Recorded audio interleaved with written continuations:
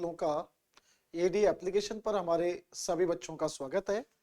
बस क्लास थोड़ा समय से 2-3 मिनट लेट है क्योंकि मेरी क्लास चल रही थी अभी, है ना। किसी को कोई दिक्कत तो नहीं बच्चों को? गुड मॉर्निंग बच्चा, गुड मॉर्निंग, गुड मॉर्निंग,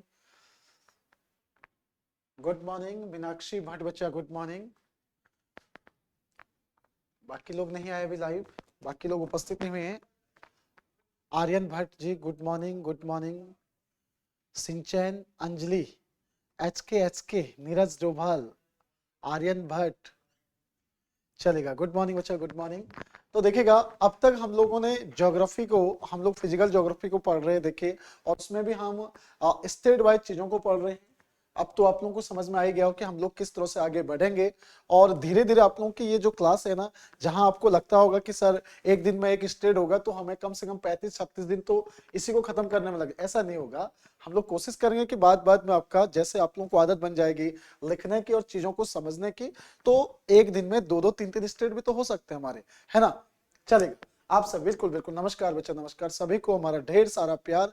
आप सभी थे, आप सभी लोग मेरे छोटे भाई बहन की तरह भी हो, ठीक है। जब तक मैं आपके कैमरे के सामने गुरुजी हूं, और जब कैमरे के पीछे हूं तो विद्यार्थी ये सोचेगा आपके बड़े भाई की तरह हूं, और मैं कोशिश करूंगा कि आपको हमेशा से सही दिशा में गाइड करूं, ठीक है।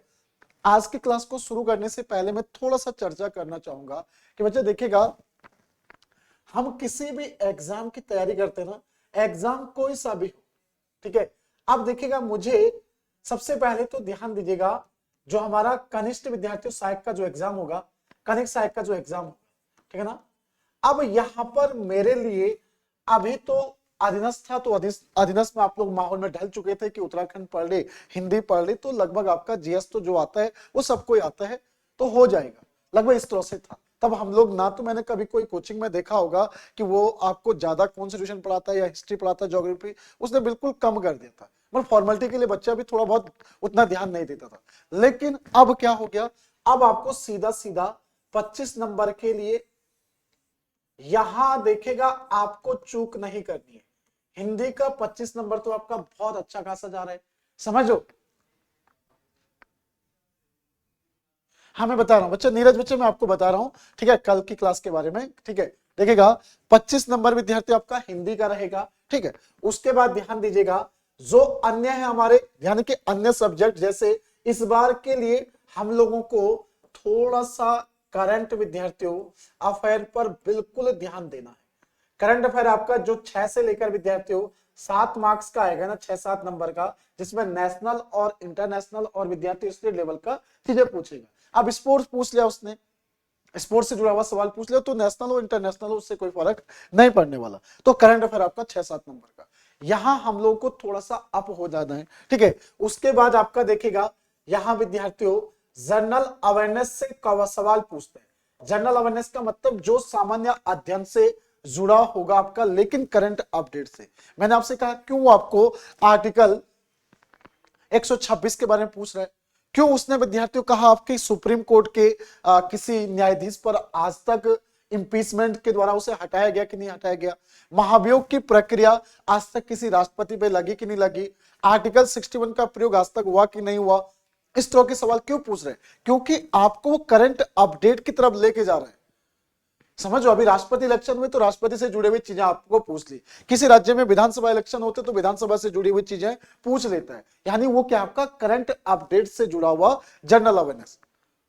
जैसे अभी ओरछा टाउन के बारे में उसने पूछा था एक एग्जाम में कि ओरछा टाउन कहां पर है। आप जानते हो ओरछा टाउन कहां पर है? वर्ल्ड हेरिटेज साइट में उसे शामिल किया जा रहा था, लेकिन नहीं हुआ कि ओरछा टाउन को किस राजा के द्वारा बनाया गया।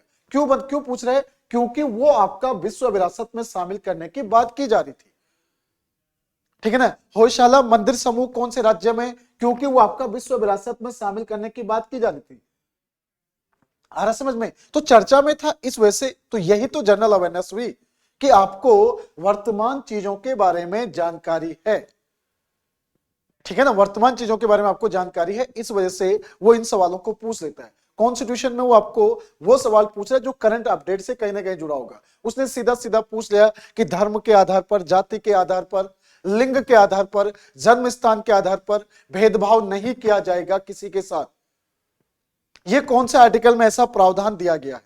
कौन सा आर्टिकल में है? हमारे फंडामेंटल राइट के अंदर ऐसा कौन सा अनुच्छेद कहता है कि किसी भी शिक्षण संस्थान हो या सरकारी सेवा हो, वहां पर लिंग लिंग यानी कि जेंडर के आधार पर ये लड़की है ये लड़का है इस पद पर नहीं बैठ सकता है, ये इस स्कूल में एडमिशन नहीं ले सकता है, ऐसा क्या विद्यार्थी, ऐसा प्रावधान जो आपका क्या दिया गया विद्यार्थी, उस पर निषेध की बात की गई, भेदभाव नहीं किया जा सकता। तो ऐसे कौन सा आर्टिकल में दिया गया? सर आर्टिकल 29 में नहीं। आज डोभाल बच्चा एक बात ध्यान रखना, अभी आपने ईडब्ल्यूएस के लिए अमेंडमेंट पढ़ा ना, इकोनॉमिक वीकर सेक्शन के लिए आप लोगों ने अमेंडमेंट पढ़ा, तो वहां पर देखेगा, ये ध्यान रखेगा, आर्टिकल अगर आप लोग 15 पढ़ते हो ना, तो आर्टिकल 15 में क्या दिया गया? आर्टिकल 15 में किसी के साथ भेदभाव नहीं किया जाएगा। किस पर? लिंग के आधार पर, जाति के आधार पर। अब मुझे देहरादून में मुझे कहा जाता है कि आपको, आप किसी कॉलेज में नहीं पढ़ा सकते, आप किसी कोचिंग इंस्टीट्यूट में नहीं पढ़ा सकते हो। क्यों? क्योंकि आप पहाड़ के स्कूलों से पढ़ के आ रखे हो। ऐसा हो सकता है, या आपका जन्म आपका पौड़ी चमोली में हो रखा है, तो आप देहरादून जो हमारा स्कूल है विद्यार्थी मैदानी क्षेत्र वाले जो स्कूल है उनमें नहीं पढ़ा सकते क्योंकि वहां इंग्लिश मीडियम में है। ऐसा होता है? ऐसा नहीं हो सकता है। या फिर मैं उस स्कूल में एडमिशन नहीं ले सकता हूं। तो ये सारी बातें आपका आर्टिकल 15 में कहा गया। क्यों कह रहा? क्योंकि यहां पर अभी अमेंडमेंट हुआ, इसलिए आपको सवाल पूछ लिया उसने। तो यही तो करंट अपडेट से जुड़ा हुआ जनरल अवेयरनेस की मैं बात कर रहा हूं, ये होता है आपका। मैंने आपसे कहा ना कि मैं आपको ज्योग्राफी पढ़ाऊंगा, लेकिन ये तो इतना जरूर बताऊंगा कि इसे जरूर याद रखिएगा क्योंकि यहां से सवाल बनेगा आपका। जल्लीकट्टू कहां पर मनाया जाता है? कंबाला विद्यार्थियों जो आपका लोक नृत्य है कौन से राज्य का है, या कंबाला उत्सव किस राज्य से संबंधित है, वो क्यों पूछ लिया उसने? वही आपका लोक सेवा आयोग ने भी दे दिया, वही सवाल आपका विद्यार्थी आपके अभी एमपी पीसीएस का वहां भी दे दिया गया। ठीक है, नहीं कोई बात नहीं, मैं तो सॉरी नहीं बोलना आप लोगों को, अभी तो हम लोग शुरुआत कर रहे हैं ना पढ़ने की। तो कहीं ना कहीं सार क्या है? सार यह है विद्यार्थियों कि हमें ये चीज भी देखनी है। देखेगा ये जो आपका रहेगा, यानी कि आपको प्रैक्टिस भी करनी है। आज से शुरुआत कर दीजिएगा प्रैक्टिस विद्यार्थियों। इसलिए कह रहा हूं मैं प्रैक्टिस, क्योंकि प्रैक्टिस करने से क्या फायदा होता है। आपने देखोगे यूपी वाला बच्चा यूट्यूब पर जाकर वो रेगुलर क्लास देख रहा है, अपना विद्यार्थियों एमपी मध्य प्रदेश बिहार के, लेकिन अपने उत्तराखंड के बच्चे नहीं करते, कहते हैं चलो यार कहीं ना कहीं टाइम पास हो रहा है हम नहीं जाएंगे। लेकिन बच्चा बहुत कुछ मिलता है। मैं अगर प्रैक्टिस करा रहा हूं आप लोगों को, तो उसमें मैंने एमपी का विद्यार्थियों पेपर भी रखा होगा, उसमें मैंने अभी राजस्थान का पेपर भी जहां पर जीएसआई है वो भी रखा है, मैंने विद्यार्थियों उसमें बिहार में कोई पेपर हुआ वो भी रखा है, यूपी में कोई पेपर हुआ वो भी रखा है, उत्तराखंड में कोई पेपर हुआ वो भी रखा है, एसएससी ने कोई पेपर कराया उसके सवाल भी रखे हैं, बैंकिंग में जो सवाल आया वो भी रखे हैं। तो उससे कम से कम वो कभी कभार डिक्टो कॉपी हो जाता है आपके पेपर में। समझ रहे हो? उसमें एमपी पीसीएस का भी होगा तो एमपी के अंदर जो आयोग है उसका पेपर भी है, उत्तर प्रदेश का भी है तो उत्तराखंड का भी है। तो वो सवाल हम अपने से नहीं छापते हैं, वो सवाल आपके किसी ना किसी एग्जाम में पूछा हुआ है, और कभी कभार डिक्टो क्वेश्चन कॉपी भी हो जाता है। मतलब सारे के सारे नहीं होंगे, क्योंकि वो ट्रेंड चल रहा है कि आज के समय पर एग्जामिनर किस तरह के सवाल पूछ रहे हैं। तो आप लोगों को वो प्रैक्टिस ध्यान देना ही है। बेसिक चीजें अपनी जगह है, किताबें अपनी जगह है, और एग्जाम लायक आप कब बनते हो ये आप पर निर्भर करता है कि आप अभ्यास कितना कर रहे हो। वहां आपका समय बर्बाद नहीं होता है, मान लीजिएगा। ठीक है ना? अब तो YouTube के अंदर तो कम से कम भी अगर इंटरनेट होगा ना कहीं पर तो भी क्लासेस चल जाती है। चलो हमारा तो थोड़ा दिक्कत है एप्लीकेशन पे, लेकिन वहां पर चल जाती है। तो देखिए कल से मैं आप लोगों की एक मैराथन क्लास ले रहा हूं, चाहो तो आप लोग उस मैराथन क्लास में उपस्थित रहेंगे, और उसकी पीडीएफ भी मैं आपको दे दूंगा, उसकी पीडीएफ भी विद्यार्थियों आपको दे दूंगा। और ये क्लास चलेगी आपका सुबह 5 बजे से और 9 बजे तक ये क्लास होगी। ठीक है ना? ये क्लास से देखेगा, इसकी पीडीएफ भी आपको मिल जाएगी। इसमें आपके सभी क्वेश्चन होंगे, चाहे वो कॉन्स्टिट्यूशन का, ज्योग्राफी का, जो पिछले 3-4 सालों में अलग अलग एग्जाम में पूछे गए वो सवाल है। ठीक है? और ये क्लास होगी आपका यूट्यूब पर ईएडी विद्यार्थी। ठीक है ना? ईएडी जो हमारा चैनल है, यानी कि जो मुख्य चैनल है, वहां पर ये क्लास होगी सुबह 5 बजे से 9 बजे तक। ठीक है? चलेगा। तो आप लोग भी इस क्लास में लाइव रह सकते हैं। इसकी पीडीएफ में आपको आपका जो व्हाट्सएप ग्रुप बना है उसमें डायरेक्टली सेंड कर दूंगा। ठीक है? चलिए अब चलते हैं हम लोग आज की क्लास की ओर। आज हम लोग कहां जाएंगे? तो आज जा रहे हैं विद्यार्थी हम लोग कहां? मणिपुर। ठीक है ना? हम लोग कहां जा रहे हैं? आपका मणिपुर जा रहे हैं। ठीक है ना? मणिपुर जा रहे हैं हम लोग। और मणिपुर जो हम लोग जाएंगे तो मणिपुर, ठीक है ना, मणिपुर हम लोग जाएंगे विद्यार्थी आपका मणिपुर, ठीक है। कल जीएस की क्लास देखेगा, मैं आपको बता उसी के बारे में चर्चा करूंगा, पहले इसको पढ़ लेते हैं कि कल जीएस की क्लास कैसे होगी और कब होगी या कितने बजे होगी, उस पर भी बात कर लेंगे, ठीक है ना।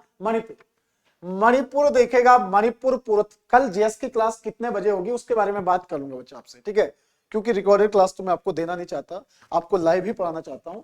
चलेगा, मणिपुर हम लोगों ने देखेगा जिस सीक्वेंस से मैंने आपको बताया था उसी सीक्वेंस से हम लोग आगे बढ़ रहे हैं। आज हम लोग कहां पहुंच रहे हैं, मणिपुर।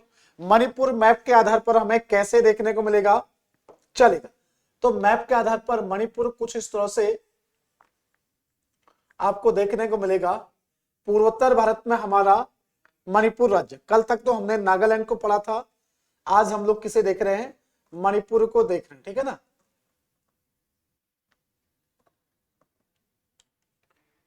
मणिपुर स्टेट हमारा पूर्वोत्तर भारत में जो 1972 के आसपास क्या बना, आपका अलग राज्य बना, ठीक है, मणिपुर। वैसे 1949 में भारतीय मैं शामिल हो गया था, हाँ चलेगा। तो देखिए मणिपुर, इसे देख लीजिएगा, मणिपुर का कैपिटल कहां पर है, आपसे पूछा जाता है कि मणिपुर का कैपिटल बताएगा।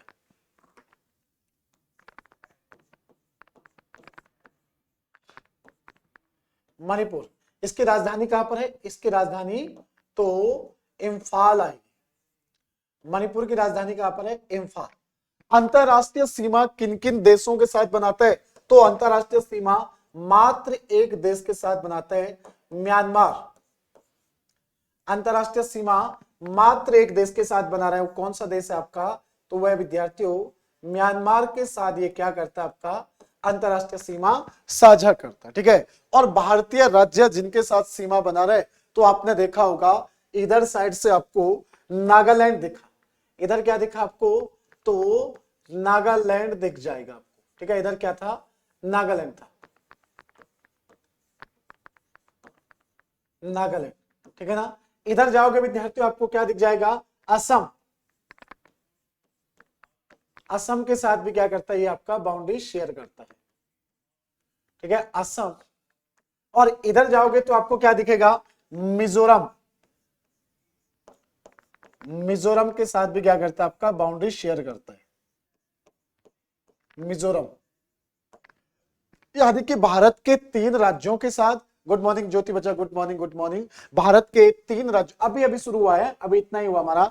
भारत के 3 राज्य और एक देश के साथ क्या कर रहा है, आपका अंतरराष्ट्रीय सीमा बना रहा है, कौन, तो मणिपुर, ठीक है। चलिए हम लोग सबसे पहले यहां पर क्या लिखेंगे, अंतरराष्ट्रीय सीमा। अंतरराष्ट्रीय सीमा किसकी, तो मणिपुर की। मणिपुर की जो अंतरराष्ट्रीय सीमा किसके साथ लगती है, ठीक है ना। तो मणिपुर की जो अंतरराष्ट्रीय सीमा लगती है आपकी, वो किसके साथ लगती है आपका, तो ये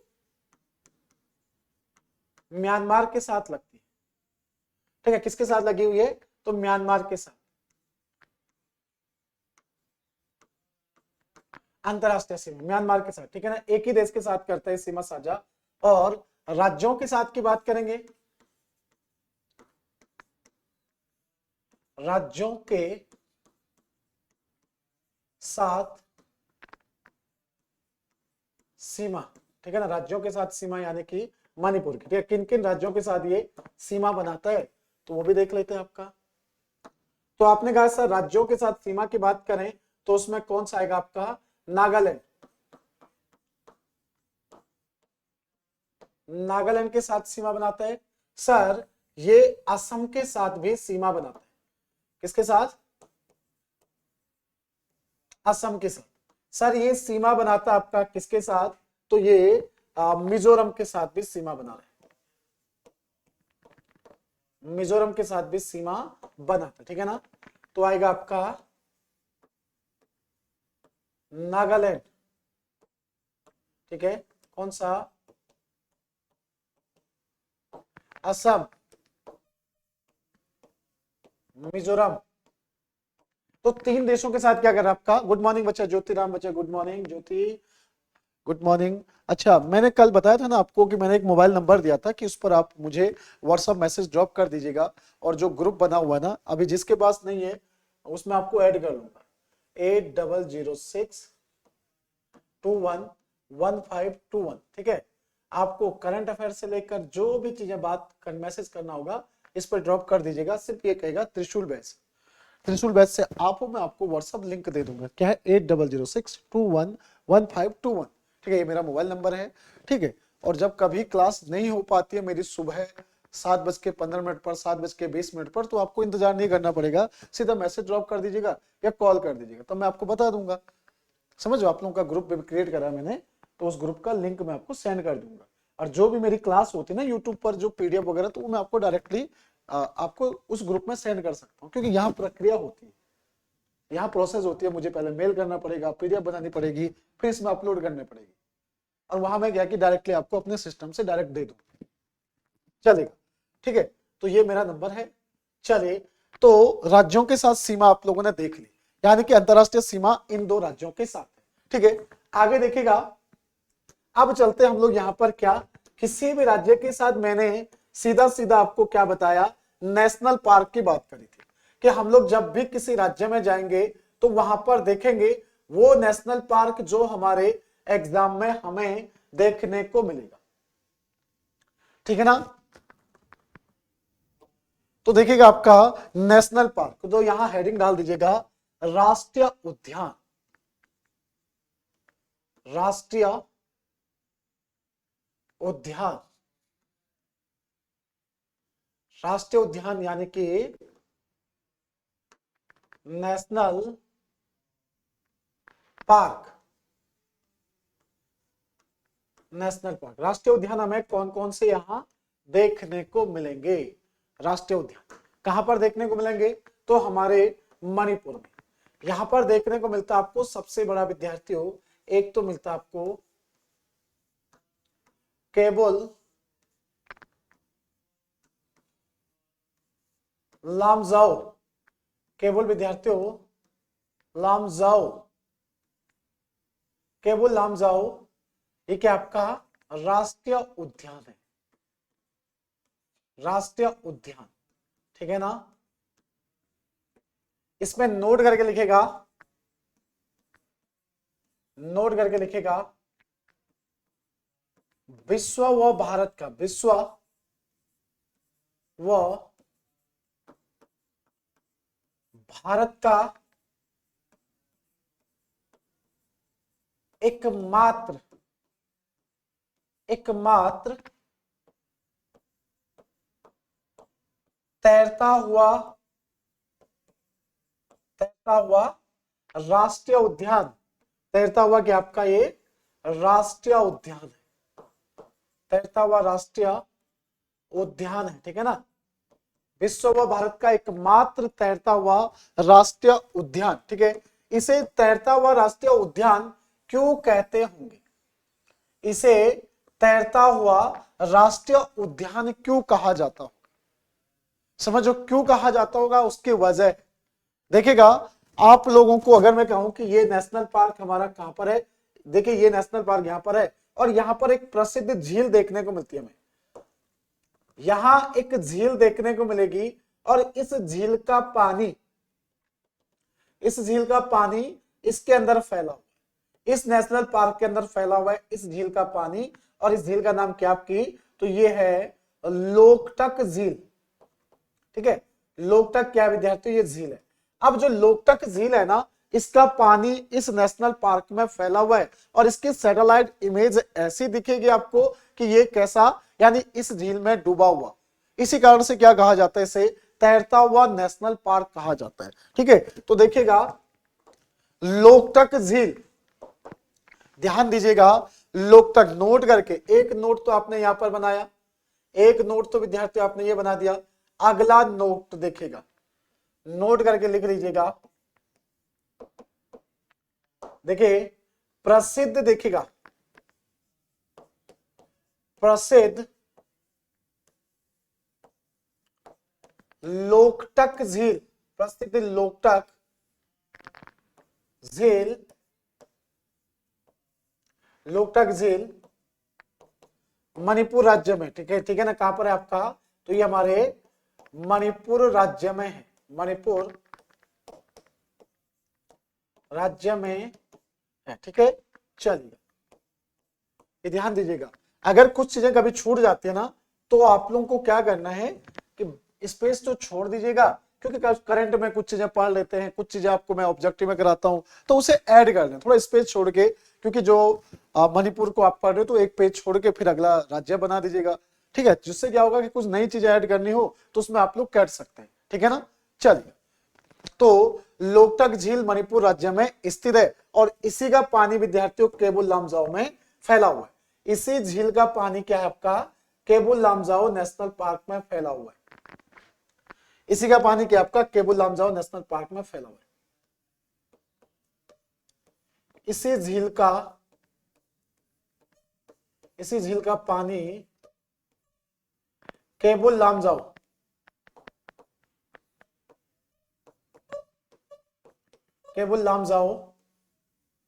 नेशनल पार्क में फैला है, ठीक है ना, ये रहेगा, ठीक है, केबुल लामजाओ नेशनल पार्क में फैला हुआ है इसी झील का पानी, किसका, तो आपका लोकटक झील का। कर लिया नोट बच्चा, नोट कर लिया, नोट कर लिया आप लोगों ने।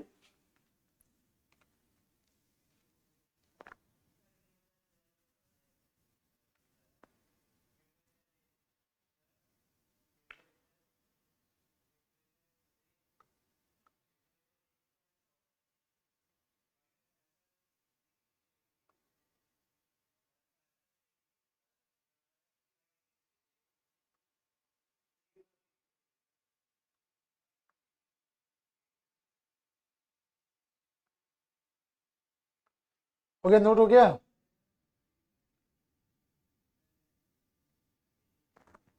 चलिए डन हो गया ना बच्चा, चलेगा, ठीक है, चलो हो गया, आगे बढ़ते हम लोग, ठीक है।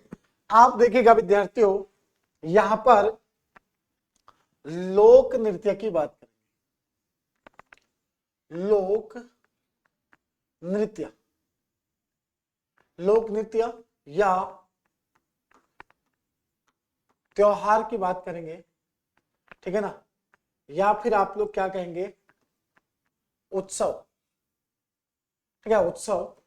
तो ये क्या है, हमारे मणिपुर राज्य में किस तरह के त्योहार, उत्सव, लोक नृत्य, फोक डांस, जो भी कहना आपको, ये इस राज्य में जो मनाए जाते हैं आपके, ठीक है। उनमें से सबसे विद्यार्थी, सबसे जो आता आपका, सबसे चर्चित होता है हमारा संगाई, संगाई नहीं है, संगाई उत्सव, संगाई उत्सव, संगाई उत्सव मनाया जाता है। और संगाई उत्सव के लिए हमें नोट करके लिखना है, ये नोट का मतलब होगा कि ये कहीं ना कहीं हमारे एग्जाम में, एक बारी इससे पहले मैं तब उत्तराखंड पुलिस के बैच पे पढ़ाता था, लगभग वो आपका था 2016 की बात है, 2016 से पहले 2015 में आया था, तब लड़कियों के लिए स्पेशली आया था ना, कांस्टेबल का एसआई का दोनों ही आया था, तो उस बैच में पढ़ाता था मैं, तब आया था वहां पर, हमने तो पढ़ाए थे बच्चों को ये अच्छे खासे। उस समय कट ऑफ गई थी 94 कट ऑफ गई थी जनरल लड़कियों की उस समय पर, मतलब उसमें फिजिकल के मार्क्स को और उसको जोड़कर, मतलब जो आपका सिर्फ पुलिस से, पुलिस में जिस लड़की के 90-91 नंबर करीब थे ना, और फिजिकल में अगर 80-85 भी लाए थे तो उनका हुआ, क्योंकि दोनों का जुड़ता है ना, तो कट ऑफ गई थी पुलिस की उस समय पर 156 के आसपास गई थी आपकी कट ऑफ जो गई थी, ठीक है। तो ये मान के चलेगा कि 8 दूनी 16, हाँ, एवरेजन जिसके 80 नंबर रहे होंगे दोनों में, तो उसका सिलेक्शन हुआ था, एवरेजन 80 वाली, उस समय की बात कर रहा हूं मैं 2015-16 में। और एसआई में, उस समय पर एसआई में क्या होता था ना, एक पेपर होता था हिंदी का, उसमें पूरा हिंदी आता था, और एक पेपर होता था आपका, उसमें मैथ्स, रीजनिंग वगैरह आपका और जीएस सब कुछ आती थी, ठीक है, जब 2015-16 में चलेगा। संघाई, तो संघाई देखिएगा, संघाई उत्सव, संघाई की बात करेंगे तो याद रखेगा, संघाई, संघाई मणिपुर का, देखिएगा, मणिपुर का राज्य पशु भी है, स्टेट बर्ड राज्य विद्यार्थियों पशु भी है, पशु है। संगाई क्या है आपका, राज्य पशु है, ठीक है ना। उसके साथ साथ हमें क्या ध्यान देना है कि जो संगाई है ना, भारत में संगाई संगाई एकमात्र ठीक है ना, एकमात्र विद्यार्थी, एकमात्र नाचने वाले, एकमात्र नाचने वाले हिरन की प्रजाति है, हिरन की प्रजाति है, ठीक है, हिरन की प्रजाति है। यानी कि आपका डांसिंग डियर, इसे क्या कहते हैं, आपका डांसिंग डियर के नाम से जानते हैं, ठीक है ना, डांसिंग डियर के नाम से जानते हैं। ये हिरन की प्रजाति है और जो कि एकमात्र विद्यार्थी देखेगा भारत में, यानी कि ये डांसिंग डियर, ये पूछा भी जाता है कि भारत में डांसिंग डियर, जैसे हिरन की प्रजातियों की अगर बात करें तो एक तो आपका क्या हो गया, संगाई हो गया, उत्तराखंड में कस्तूरी मृग हो गया, और जम्मू एंड कश्मीर लद्दाख क्षेत्र में हंगुल हो गया, समझो। और देखिएगा ये प्रजाति आपका ध्यान रखेगा, ये प्रजातियां, ठीक है ना, नोट करके यहां पर बना के लिख लेंगे हम लोग, नोट करके लिखेंगे यहां विद्यार्थियों, नोट बनाकर लिख लीजिएगा। जम्मू एंड कश्मीर जब जाएंगे तब जाएंगे, ठीक है, पहले जब याद आ गया तो यहीं लिख दीजिएगा। भारत सरकार के द्वारा, देखिएगा भारत सरकार द्वारा हिरन की प्रजाति,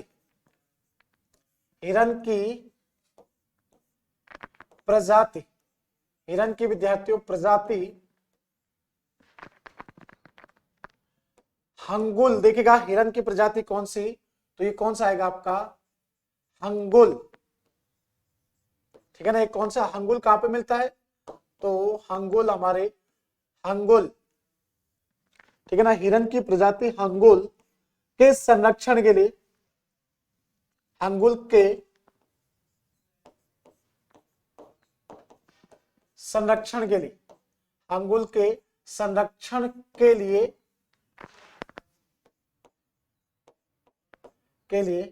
1970 में, कब आपकी 1970 में, 1970 में योजना लाई गई थी, योजना लाई गई विद्यार्थी, लाई गई थी, ठीक है। तो ये ध्यान रखिएगा, ये क्या हमारा, यानी कि भारत सरकार के द्वारा हंगुल परियोजना किस वर्ष लाई गई, ठीक है। हंगुल हमारे जम्मू एंड कश्मीर में, ये कहां पर मिलते हैं विद्यार्थी आपके, तो ये जैनके और लद्दाख क्षेत्र में मिलता है। अब जैसे बाघों के संरक्षण के लिए 1973 में जब परियोजना लाई गई और पहली परियोजना के तहत हमारा जिम कॉर्बेट को टाइगर रिजर्व घोषित किया गया, तो उसी तरह से सबसे पहले कौन से, देखिए अगर हम लोग कहेंगे कि अगर भारत सरकार के द्वारा जानवरों के संरक्षण के लिए पहली बार अगर कोई परियोजना लाया गया या प्रोजेक्ट लाया गया, तो वो किसके लिए, हंगुल के लिए। और हंगुल आपका जैसे कस्तूरी मृग हिरन की प्रजाति है, तो वैसे हंगुल हमारे जम्मू एंड कश्मीर लद्दाख क्षेत्र में पाए जाने वाला हिरन है। तो हिरन के संरक्षण के लिए, यानी कि हिरणों के संरक्षण के लिए, और स्पेशली उसमें क्या था आपका, हंगुल था, हंगुल प्रजाति के हिरन के संरक्षण के लिए 1970 में भारत सरकार ने पहली बार इस तरह की योजना लाई, ठीक है ना। जैसे शेरों के संरक्षण के लिए तो आपका गिर नेशनल पार्क के अंदर एशियाई शेरों के संरक्षण के लिए 1972 में योजना लाया, फिर 1973 में उत्तराखंड में जो हमारा जिम कॉर्बेट है, जिम कॉर्बेट नेशनल पार्क में स्पेशली आपका बंगाल टाइगर के संरक्षण के लिए ये योजना लाई गई थी आपकी, ठीक है, चलेगा। तो देखिएगा ये कौन सा आएगा आपका, तो हंगुल परियोजना 1970 में आई, ठीक है। ये परियोजनाएं भी आपको याद रखनी है, वो मैं लिखा दूंगा आपको विविध में, कौन सी परियोजना कब आई, लाल पांडा के लिए कब आई, मगरमच्छों के लिए कब आई, ठीक है, चलेगा। तो ये क्लियर हो गया, ये लिख लिया विद्यार्थी आपने। लोक नृत्य यहाँ पर कौन कौन से हैं वो भी नोट हो गया। चलिए आगे बढ़ेंगे, नोट हो गया ना, हो गया, नोट हो गया बच्चा।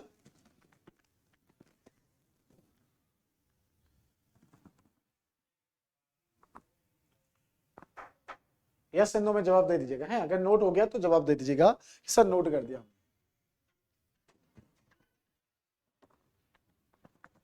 चलिए उसके बाद विद्यार्थी आपका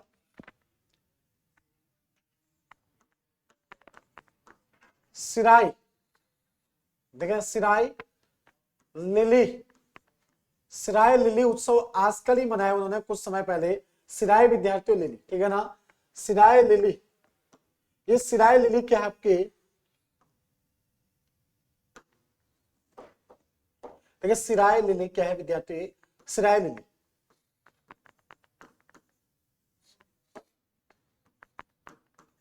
सिराय लिली, सिराय लिली क्या है आपका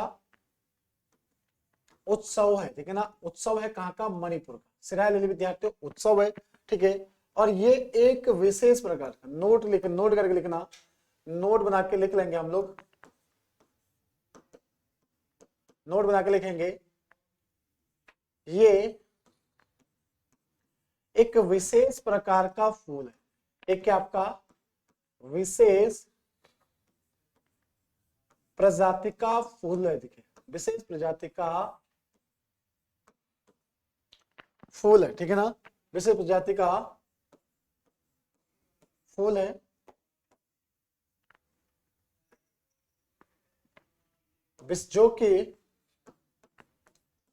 जो कि मणिपुर राज्य में पाया जाता है, कहां पर आपका मणिपुर राज्य में, मणिपुर राज्य में पाया जाता है, मणिपुर राज्य में पाया जाता है, ठीक है ना, पाया जाता है, मणिपुर राज्य में पाया जाता है, ठीक है। ये हमारे मणिपुर राज्य में पाया जाता है, कौन सा, सिराय विद्यार्थियों लिली, सिराय लिली आपका उत्सव भी मनाया जाता है, और सिराय लिली क्या आपका ये फ्लावर है, फूल की प्रजाति है, एक आपके फूल की प्रजाति है, फूल की प्रजाति, ठीक है ना, यानी कि वैरायटी है आपका, एक फूल की प्रजाति है जो हमारे मणिपुर सिराय लिली करके, सिराय लिली, ठीक है, तो मणिपुर राज्य में ही पाई जाती है, ठीक है। इसमें नोट देखेगा वर्तमान समय पर यहाँ के मुख्यमंत्री कौन है, तो ये इरेजेबल होना चाहिए, मुख्यमंत्री इसलिए नहीं लिखा था मैं ज्यादा आपको क्योंकि ये करंट का विषय है, तो ये तो बदलते जाएंगे, मुख्यमंत्री कौन है, और हाल ही में यहाँ के गवर्नर जो बने आपके, यानी कि जो राज्यपाल बने वो कौन बने, अभी बने ना, पहले नजमा हेमतुल्ला थी, नजमा हेमतुल्ला के स्थान पर कौन बने, तो मुख्यमंत्री के तौर पर जो चुने गए आपके कौन बने हैं, तो इनका नाम क्या आपका N Biren, N Biren, N Biren, तो इसे इलिजिबल करेगा, इलिजिबल का मतलब जो मिट जाए, लिख के मिट जाए या बाद में स्टिकर चिपका देना। राज्यपाल कौन है यहाँ के, तो ला गणेशन, ला गणेशन यहाँ के क्या हो गए, राज्यपाल हो गए, ठीक है। यहाँ के मुख्यमंत्री कौन है, तो ला गणेशन, ठीक है ना, चलेगा। तो एन वीरेन यहाँ के मुख्यमंत्री हो गए और ला गणेशन यहाँ के क्या हो गए, अभी वर्तमान समय पर राज्यपाल है।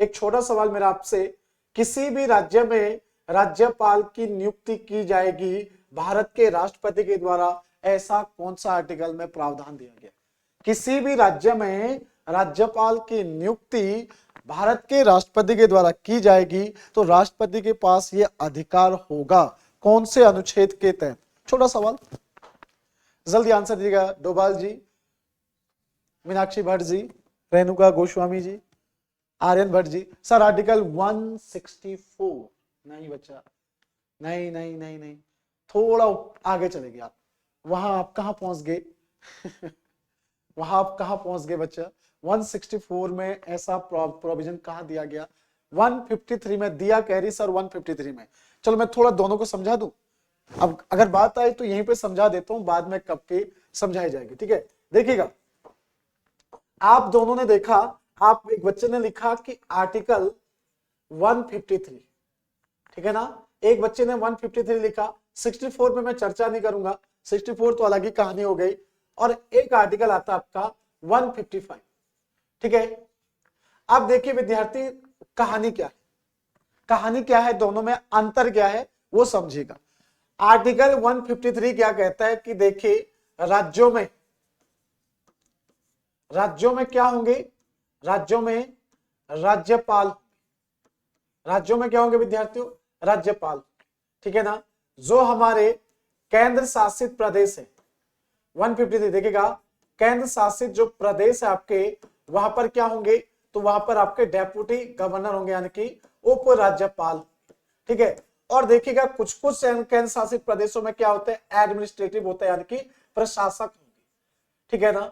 ये व्यवस्था आपके आर्टिकल 153 क्या कहता है कि राज्यों में राज्यपाल होगा, एक पद के संबंध में दिया गया।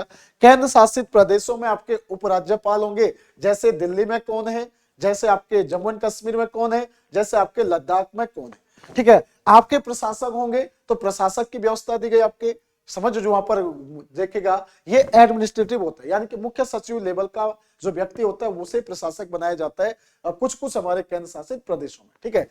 अब आर्टिकल 155 क्या कहता है, राष्ट्रपति द्वारा, राष्ट्रपति को देखिएगा, राष्ट्रपति द्वारा राज्यों में क्या किए जाएंगे, राज्यों में राज्यपाल, उपराज्यपाल या प्रशासकों की नियुक्ति की जाएगी। आर्टिकल 155 ये कहता है आपका। आगे समझ में दोनों में अंतर क्या है, दोनों में अंतर क्या है देखिएगा, आर्टिकल 153 क्या कह रहा है और 155 क्या कह रहा है।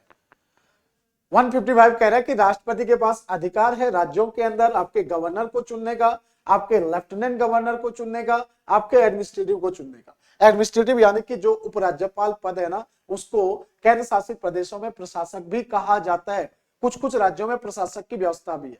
आया, क्लियर हो गया, अब तो नहीं डाउट बच्चा, अब तो नहीं कहोगे, ठीक है। और एक व्यक्ति आपका एक से अधिक राज्यों का राज्यपाल हो सकता है, समझो, एक व्यक्ति एक से अधिक राज्यों का राज्यपाल हो सकता है।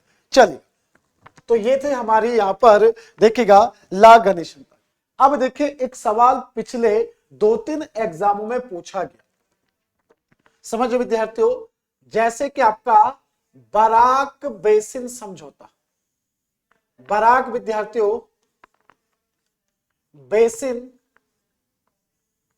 समझौता क्या है, बराक बेसिन समझौता क्या है, ये आजकल आपके हाल ही में 2-3 एग्जामों में पूछा गया, तो हमने सोचा कि आपको बता दिया जाए। जब मैं मणिपुर में हूं, जब मैं नॉर्थ ईस्ट में हूं, तो यहां आपको बराक बेसिन समझौता, जैसे आपको सिंधु घाटी, सॉरी सिंधु घाटी नहीं, इंडस, जो आपका इंडस रिवर समझौते के बारे में पूछता है, सिंधु नदी समझौता पूछता आपसे, है ना। तो सिंधु नदी 1960 में आपका समझौता हुआ था, ये क्वेश्चन पूछा जाता है। ये किस किस के मध्य हुआ, तो भारत और पाकिस्तान के मध्य ये हुआ था। तो उसी तरह से बराक बेसिन समझौता, मैं आपको बता दूं, बराक नदी, देखिएगा विद्यार्थियों, बराक क्या है आपकी, बराक नदी, बराक नदी, बराक नदी है, ठीक है ना। बराक नदी पूर्वोत्तर में आपके, ये कहां पर है आपका बराक नदी विद्यार्थियों, ये हमारे पूर्वोत्तर में है। कल पूर्वोत्तम हो गया था एक जगह पर, कहीं पर पूर्वोत्तर में है आपका, यानी कि नॉर्थ ईस्ट में आपको बराक नदी देखने को मिलती है। और ये बराक नदी किन किन राज्यों से होकर गुजरती है, तो ये राज्य हमारे, तो ये आपका निकलेगी कहां से, तो नागालैंड से निकलेगी। बराक नदी आपका नागालैंड से निकलेगी, फिर ये कहां पहुंचेगी विद्यार्थी, आपका मणिपुर पहुंच जाएगी, ठीक है, मणिपुर। फिर यहां से आपका कहां पर, असम और मिजोरम, मिजोरम, यानी कि इन भारतीय राज्यों में होकर गुजरती है, ठीक है। ये कौन सी आपकी 4 राज्यों से आपका बराक नदी होकर गुजरती है, ठीक है। उसके बाद ये बराक नदी कहां पहुंच जाती है आपकी, तो ये बराक नदी विद्यार्थियों बांग्लादेश क्षेत्र में बहती है। कहां चली जाती है आपका, तो ये बांग्लादेश क्षेत्र में, बांग्लादेश विद्यार्थियों क्षेत्र में, ठीक है। और बराक बेसिन समझौते में कौन कौन से देश शामिल है, तो याद रखेगा बराक बेसिन समझौता भारत और बांग्लादेश के बीच में, ठीक है ना। तो बराक बेसिन समझौता, बराक बेसिन समझौता भारत और बांग्लादेश के बीच में, भारत और किसके बीच में, बांग्लादेश में, बांग्लादेश के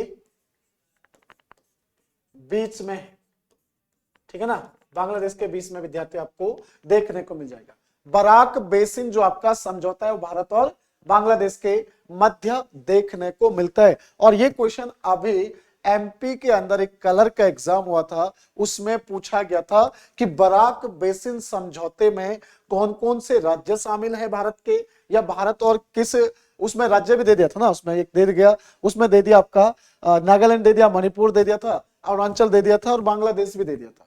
तो बांग्लादेश तो उसमें शामिल है ही, समझ, इसके बराक बेसिन समझौते में कौन कौन शामिल है तो ये दे दिया था आपका, समझो, क्योंकि ये वहां पर इकोनॉमिक आधार पर एक तरह से लाइफ लाइन है, उन क्षेत्रों में क्या है, एक तरह से आपका लाइफ लाइन है, क्योंकि इसमें नौकायान झील है, ये एक नौकायान झील है पूर्वोत्तर भारत में, सॉरी नौकायान रिवर है विद्यार्थियों, ये एक नौकायान रिवर है काकर पूर्वोत्तर भारत में इन क्षेत्रों में।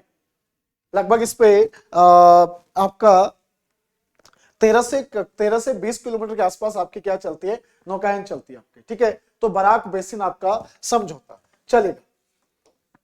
उसके बाद देखिएगा आपका मैत्री सेतु समझौता, कौन सा आएगा आपका, तो मैत्री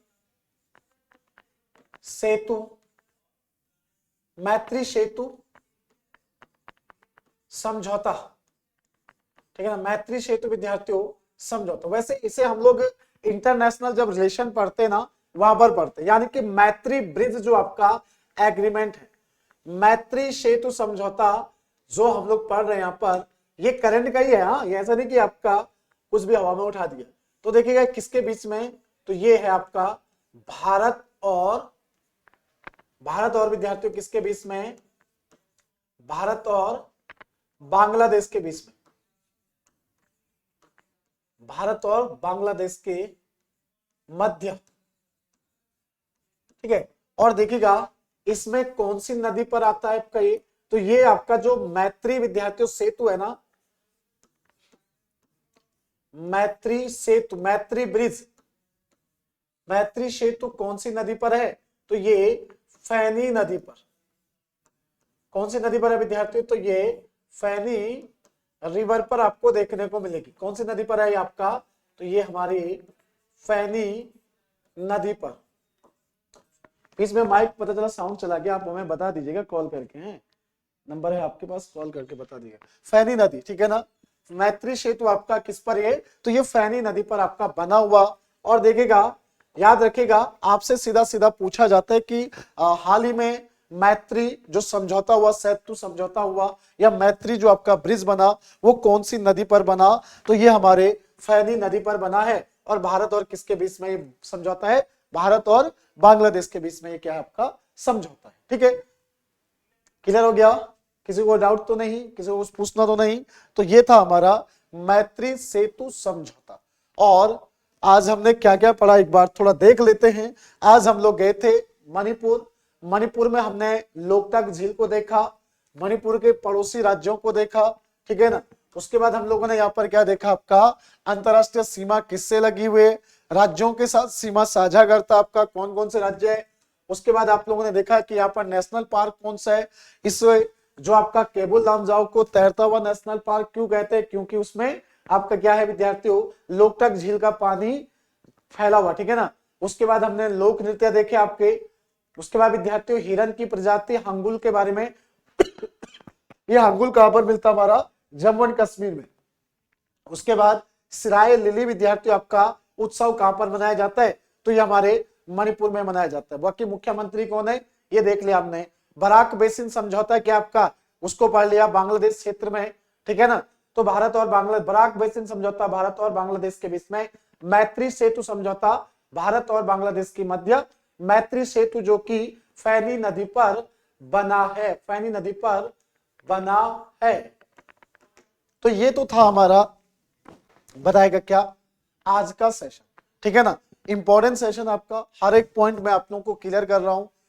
मैंने आपसे क्या कहा कि इसकी शुरुआत कि आपको पढ़ना कैसे है वो हम बताएंगे, ठीक है ना। लेकिन इसमें और क्या क्या चीजें ऐड की जा सकती है, जब कभी भी आप कोई प्रैक्टिस सेशन देखते हो, न्यूज़पेपर में आपने देखा कि आज भारत और बांग्लादेश के बीच में या पूर्वोत्तर भारत में कुछ त्योहार देखा, तो उसको आपको ऐड कर देना है। आपने अभी पुलिस का पेपर दिया, कोई दूसरा पेपर दिया, उसमें कोई सवाल पूछा गया, उसको इसमें ऐड कर देना है अगर उस राज्य से जुड़ा हुआ है, समझो उस राज्य से संबंधित है तो उसे उसमें क्या कर दीजिएगा, ऐड कर दीजिएगा। ठीक है, तो ये तो हमारा आज का सेशन है। अब आप ये बताएगा कल आप लोग क्लास पढ़ना चाहोगे, क्योंकि मैं आपको बता दूं मेरी सुबह 5 बजे से और 9 बजे तक क्या है, मैराथन क्लास है। ठीक है, आप लोगों की क्लास डिस्टर्ब ना हो, आपकी चिंताओं को मैं समझता हूं, क्योंकि आपका पेपर ना होते हुए मैं सोचता हूं कि मेरा पेपर है और मेरी जिम्मेदारी है कि आपको जल्दी से जल्दी सारे टॉपिक को क्लियर करके मार्च तक फाइनली अभ्यास भी करा दूं आपको। ठीक है, तो 5 से लेकर 9 बजे मेरी मैराथन क्लास है यूट्यूब के अंदर, आप भी देख सकते हो, कोई दिक्कत नहीं, देखना ही चाहिए आप लोगों को। ठीक है ना, 5 से लेकर 9 मेरी क्लास होगी। अब देखेगा आपकी क्लास का समय तो इसमें चला गया। दो चीजें हैं, या तो आप इस क्लास को देख लीजिएगा, या फिर मैं आप लोगों को रिकॉर्डेड क्लास दे दूं, और या फिर मैं आपको विद्यार्थियों शाम को क्लास लाइव क्लास लूं। लाइव क्लास शाम को, फिर मुझे यूट्यूब पर क्लास नहीं लेनी पड़ेगी, समझो, शाम को लाइव क्लास ले सकता हूं। नीरज बच्चा कह रहे सर अब समझ में आ रहा है। अच्छा ओके बच्चा, कोई बात नहीं, चलेगा, पहले समझ नहीं आता था। ओके ठीक है, तो लाइव क्लास विद्यार्थी या तो मैं 5 बजकर शाम को 5 बजे से स्टार्ट करूं और 6 बजे समाप्त कर दूं, जो भी आप कहना चाहोगे वो हो जाएगा। ठीक है, दो चीजें आपके पास ध्यान दीजिएगा, या तो आप 5 से लेकर 9 बजे की जो मैराथन क्लास है, ऑब्जेक्टिव क्लास होगी यूट्यूब के अंदर, उस क्लास को देख लीजिएगा। हाँ मैं वही कह रहा हूं ना कि इस दौरान तो मैं वहां पर हूं। ठीक है, या तो मैं आप लोगों को रिकॉर्डेड क्लास दे दूं, रिकॉर्डेड क्लास मतलब आज रिकॉर्ड करूंगा तो कल ठीक उसी समय पर आपके 7 बजे अपलोड हो जाएगी, उस समय आप देख सकते हो। ठीक है ना, उस समय पर विद्यार्थी आप लोग देख सकते हैं।